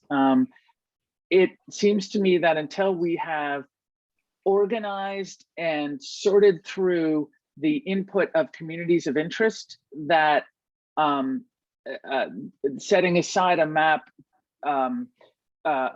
this map is premature, particularly because Mr. Sands was saying that it is very difficult to create an elegant shape of a district in the bottleneck that goes near 101 and in the bottleneck that goes through near Sharon Heights. Therefore, I wonder why we would need to eliminate this particular map, again, before we have figured out what the communities of interest are and whether there's a reason for this map that reflects a community of interest. I'm stuck as to why we feel we need to eliminate this map. Okay. Commissioner Walter? Yeah, I was just going to comment on this one. I think on this one, we know, the person who drew it is on the commission and shared that and said that it wasn't meeting what they were aiming for. And I also think it seems like there are other maps in the set that may get at what the goal of this map. And so that's why I think it might be a good one, just to narrow our list. Thank you. Any further discussion on the motion? Is that Vice Chair Gilmer? Yeah, I just wanted to answer Commissioner Hill's comments with, I believe this was a map that I drew originally before the corrections had been made to the population and the boundaries of Menlo Park.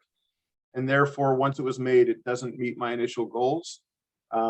I have gone back and redrawn maps with the updated information. I think are a more accurate reflection and closer to the deviation numbers that I was looking for. And therefore, I just think that this was changed in a way that didn't reflect what I wanted initially. So that's why I'm actually making the motion to withdraw it. Thank you for explaining that. I lost track of that point you made before, and it makes sense. Thank you. Anything further on the motion? Okay, Ms. Sandoval. Okay, thank you, Chair Ariano. Once again, the motion on the floor by Vice Chair Gilmer and seconded by Commissioner Walter is to eliminate map 101 from further consideration. By roll call vote, Commissioner Ballas? Yes. Commissioner Earhart? Yes. Commissioner Hill? Yes.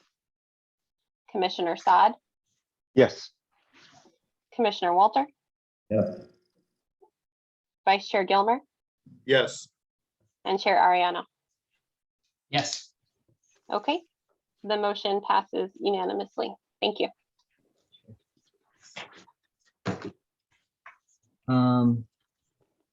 Thank you all. So we are now down to 4 maps for tonight.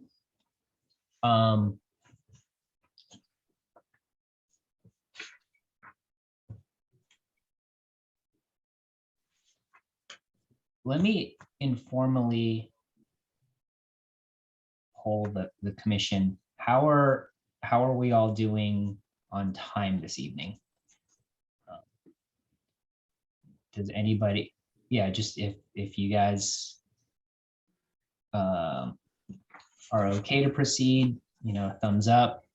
If the hour is getting a little bit late for you all, maybe quick thumbs down.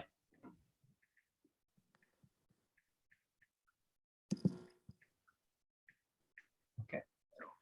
So I'm sensitive to that as well. I think now that I've got a little bit more of a focused kind of set in front of me, I certainly would appreciate some time to digest this and maybe go through the exercise that Commissioner Ballas was getting out, which is really picking out things that I really like about the maps individually and maybe providing some direction to our demographers to maybe rework some of them. So I guess what I'm suggesting is let's go until about 8:30, and maybe of the remaining maps, let's talk about some of the things that we, in any order are just kind of maybe stand out to us as a good district, a not as good district, and then maybe from there we can provide some direction to our demographers. So, Mr. Sands, yes. Thank you, Chair. Just as a quick note to the commission, especially considering the maps that are being discussed today, there are an additional dozen or so in the queue that are being processed. So those will all be coming your way before the next meeting. So keep that keep that in mind. In addition to the maps that are already presented, there are at least a dozen, possibly more, as of tonight that will be coming your way. Plus the GeoNovo's 3 maps. Make that a minimum of 15, correct? Right. And those will all come in the agenda packet for our next meeting, right? That is correct, Chair. So, and that's why I did a quick pop on. So your next meeting, which is March 24th, is scheduled as a regular meeting, not as a public hearing. Okay. I was just communicating with Sarah, and we will be revising that to be a public hearing, so we are able to consider the maps. Okay, Originally, we had it scheduled for April, so we'll go ahead and make sure that we have more maps ready for you guys as a public hearing on March 24th, and then again on April 7th. And then the April 7th meeting will be the last time that we'll be able to discuss the maps. Okay. Excellent. Very helpful guidance. So bring it back to the commission. Anything in specific that we're seeing sort of from the maps generally that we either really like or are somewhat concerning to us? I know we have the Commissioner Bowles mentioned, by example, the sort of where to divide districts 4 and 5, right? The West Menlo, Sharon Heights area, and that kind of tricky section that is unincorporated. So, you know, perhaps that is a point that we can touch on briefly before we adjourn. And then I think in the previous discussion, there was this question about District 2 and District 3 and how far, you know, I guess District 2 extends along Willow Road, you know, beyond Middlefield or stopping at Middlefield, which is where the district is now, and maybe some thoughts on that. Or anything else you got? I mean, I'm not sort of limiting the discussion, but just trying to foster some specific points. Commissioner Marquardt. I was going to make a general comment that looking at the maps, it looks like map 108 is the one that most closely tries to keep the current districts that we have. And I'm not saying I'm in favor or against that. I'm just noticing that it's adapting a little bit around Willow for a flood zone, but the rest of it seems to pretty much line up with 108. So just wanted to point that out so you didn't have to do the same exercise. Thank you.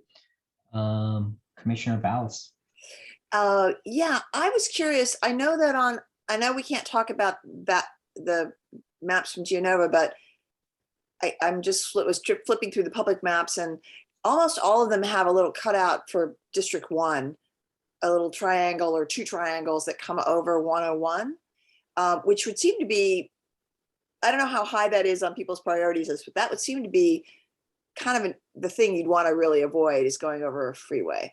And there's at least one map where it doesn't have any of those triangles, and I'm wondering how important people think that is to not have that little triangle down into across the freeway. I was also a little perplexed by that. Does anyone who is a little bit better at looking at a map than me know what that triangle is? Is that the Ravenswood property behind Flood Park? Anybody? Commissioner, Vice Chair Gilmer, I think you had your hand up. Yeah, I can answer that, but I also have another general comment. That little triangle that's coming out in the middle of District 2 is near Flood Park, but it has a current population, so it's not limited to the Ravenswood School District property on Flood Park. You'll see there's another map that actually has a bump out in a different location, and that's where the bike bridge comes across from Bellhaven into Menlo Park near Ringwood Road on the other side of Bay Road. So that kind of explains the bump out. This was one of the changes made after the excuse me, after the population and the boundaries were done. It looks like this was one of the common changes made by GeoNovo to balance things. So that's just to answer that question. My general comment was, if we're going to have 15 maps to go through and it's taking us a long time on each one, which I think is wonderful, we should either schedule for a very long session on the 24th or considering having an interim session between now and then. That was all. Thank you. I saw a hand, but I don't see it now. Commissioner Earhart. Yes, so to the point that was raised earlier, so those little jut outs across 101 are something that I personally wouldn't like to see. I just don't see how that's very helpful. I don't think that works very well.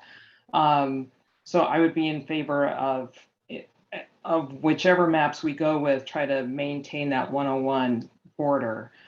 For me personally, maps 105 and 108 were the ones that I thought did a better job of keeping neighborhoods together, of coming pretty close to what we've got now, just so that there wouldn't be any kind of major juggling for people to get used to. So those would be the ones I was most interested in. And in assessing these maps, and it's going to be a daunting task for the next one, but I was going through and comparing like where people had mentioned communities of interest and put those and made sure that those weren't getting carved up in the maps that that I thought did a better job. So that's my 2 cents. Okay. Commissioner Dallas.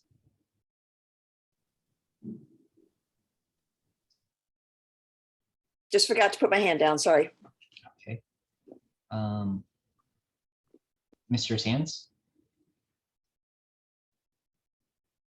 Thank you, Chair. At this point, we recognize that that little triangular census block cutting across the 101 is seems to be a major sticking point with the commission and also members of the public. So we will be sure to eliminate that with any future iterations. Thank you. Great. Step ahead of us. This has, I'm sorry, at the same time, what that is, that little wedge, and there's actually another location where we did that, was for the sake of trying to balance and minimize the variance. And so by making it go straight across, we're going to automatically increase the variance high to low, at least I imagine right now from 1% to 2%. So instead of being at the 2% variance across the board, we're probably now going to be talking maybe 4 or 5 percentage points high to low. So just to let you know, that is what's probably going to occur. And of course, you know, you have up to 10% variance. You know, that probably would not be preferable, but that little wedge was done to try to eliminate the variance.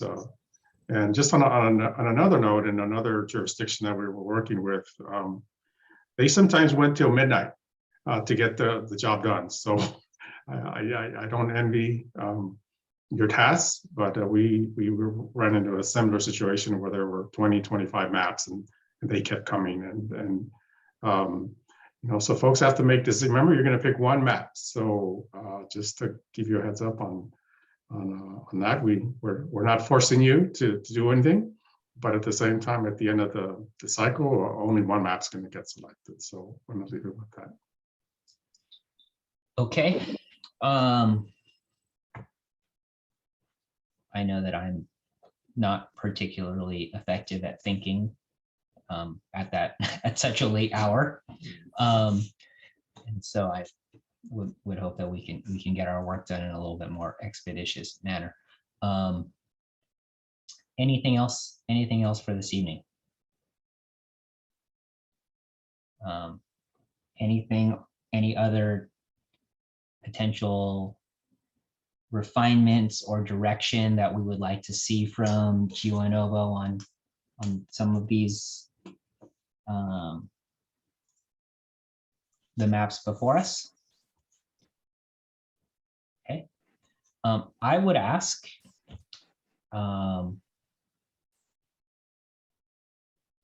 the city clerk if you could provide the commission or maybe post on the IRC's little segment of the city homepage, the Geo Novo maps that are already prepared, A, B, and C, so we can get a head start at looking at those. And then I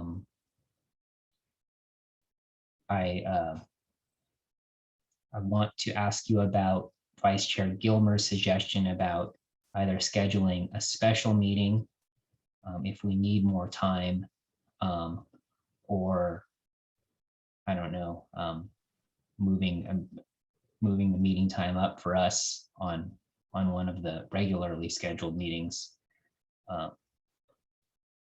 just in anticipation of the volume of maps that we need to look at. Definitely. Thank you, Chair. Answer to the first question, most definitely. We can get those A, B, and C maps up, and we will be renaming those to what you're seeing now. Again, we do try to keep total transparency, but we do need to keep information private. So we will get those up there. When it comes to either scheduling a special meeting or starting the meeting at an earlier time, we can do both. I do not believe we would have time to create an agenda packet and get it posted in time for next week, but we could potentially do like a March 31st. So you would have a March 24th, a March 31st, and an April 7th public hearings to consider maps that have been submitted. And so that's an option. Or again, if you wanted to do an early start time, it's up to the commission. And then the remind me, our deadline to provide a recommendation on a map to the council is the 14th. So so April 14th is the day that the IRC adopts the map. And then I will bring the map to the city council at a subsequent meeting in April so they know what was adopted, but the city council doesn't approve the map. You will be approving the map. I see. So 3 weeks. Okay.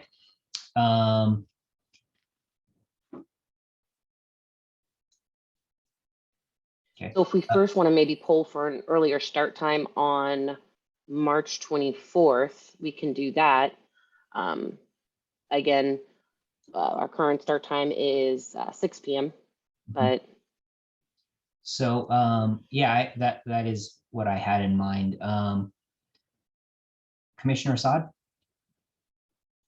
Chair, I highly recommend that we add, if we have a chance to add one more session, as City Clerk Judy Heron has suggested towards the end of March 31st, maybe that would be better served. I worry that as the night wears out, we're all tired, and then we give more attention to some maps at the beginning, and then later in the night, we're all tired and not thinking as sharply as we should. So maybe an additional session would be helpful. That's my suggestion. Okay. So I think let's start with the question of our next meeting on the 24th. Are members of the IRC available to start earlier, say 5 o'clock?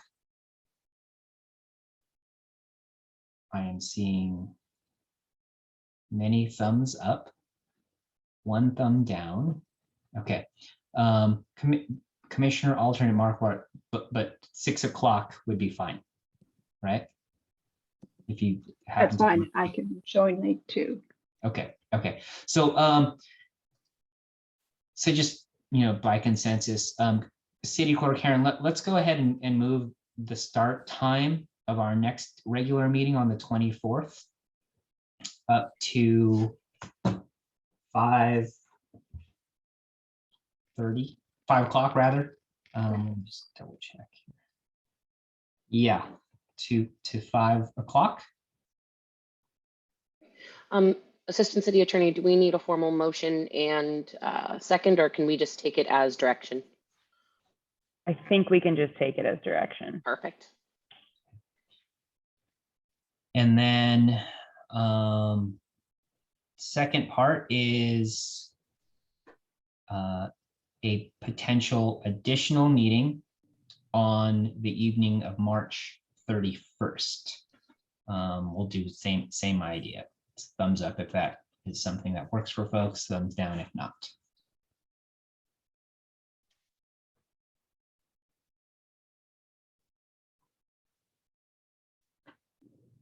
Okay. Would that be a 6 p.m. start time or a 5 p.m.? Well, let's ask. 5 p.m. on March 31st for folks. Okay. 5:30 p.m. Commissioner Hill. If I can ask, will this be a virtual meeting, or will we be meeting in person or hybrid? I think for the special meeting on the 31st, it will be completely virtual. Your meeting on March 21st is scheduled as a hybrid. So for the 31st. I'm sorry. Yeah, so the 24th is a hybrid, and the 31st, just from a staff's perspective, it would be easier to coordinate virtual. Okay. So I think we have consensus on a 5:30 special meeting on the 31st. 5 p.m. on the 30. 5 p.m. on the 24th. Yes, and 5:30 on the 31st. On the 31st. That's perfect. Thank you.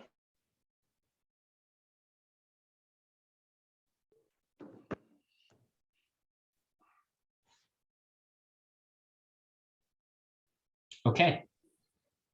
Chairman Ariano? Yes. Can I make Okay. sort of a suggestion possibly? Okay. Again, from a previous experience, what one of the other jurisdictions did is, again, with the volume of maps, is they would break the commissioners, it was also a commission, into breakout sessions and assign them, let's say, 3 or 4 maps to review, and then have them, let's say, you know, they're each provided with 4 maps, give them the task of reviewing the maps and then coming back together. I don't know if we can have breakout sessions in here, and then make their suggestions from there. Because I think if the entire commission is going to be reviewing 15 maps individually, it is going to take quite amount of time. So that's just one suggestion that other commissions have adopted is do breakout sessions, give them 4 maps, and they eliminate 2 and come back. So I don't know how that might work with the Brown Act or anything like that, but those are practices that we've seen in the past. That's my concern. I think you know. Sorry, Chair Ayano, if I could. Suggestion from the standpoint of efficiency, but I also don't know how that works with the Brown Act, and just generally hearing very loud and clear the comments from our public about participation and the ability to participate and transparency. They can't be in 2 breakouts at once, and so I'm at this point disinclined to use that as a way of getting through these. You know, I think really it's just one bite at a time. Do your work ahead of time and come with our comments, and hopefully we can move through them effectively. I do think it would be helpful though for you and Mr. Sands to maybe group maps or categorize them into you know, classes based on, you know, similarities between them, and that could be helpful in terms of streamlining our review. But beyond that, I'm afraid I don't, unless anyone else has additional ideas on how we might expedite our review. Yes, we can do that. Thank you. Alex, you want to say something? Yes, just a quick note, maybe just an informal poll of the commissioners here. I thought because of the volume of maps that are coming in, as we process the data for those maps, would it be helpful to the commissioners if we added like a really short text note saying like, okay, this is the general theme of this map with each public submission, or maybe just give like a demographic statistic that stands out about a particular submission? Would that be helpful? Would that help the discussion move along? Okay, we can definitely do that, and we will incorporate that into future submissions.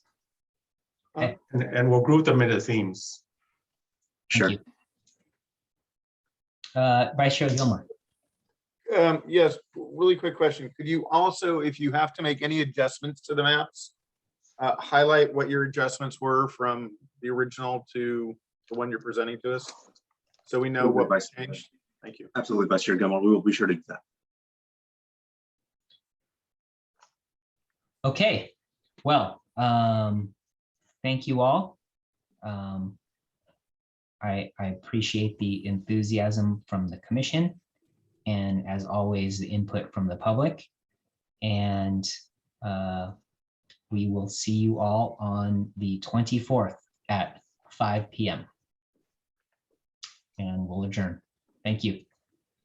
Thank you, Chair. Thank you.